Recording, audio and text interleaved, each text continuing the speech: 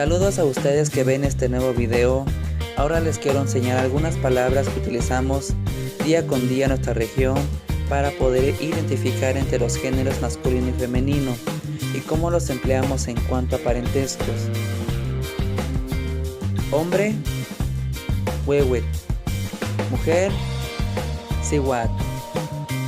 Personas mayores de la tercera edad, hombre, tato.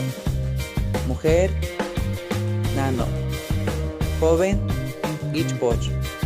Señorita, ichpoca. Niño, oquichpil. Niña, siwapil. Bebé, pilconet. Ahora en cuanto a parentescos, esposo, huehueu. Esposa, siwau. Bisabuelo y bisabuela, pito. Abuelo, hueitat.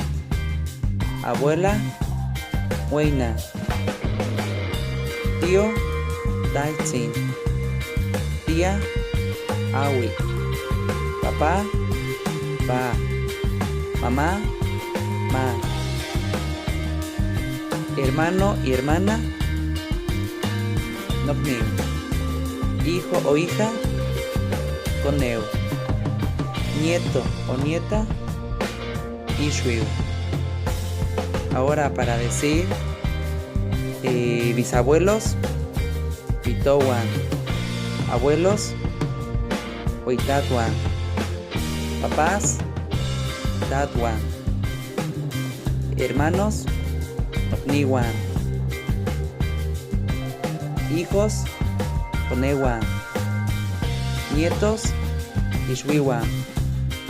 En cuanto a los tíos, no hay una palabra en específico, simplemente utilizamos yohuan.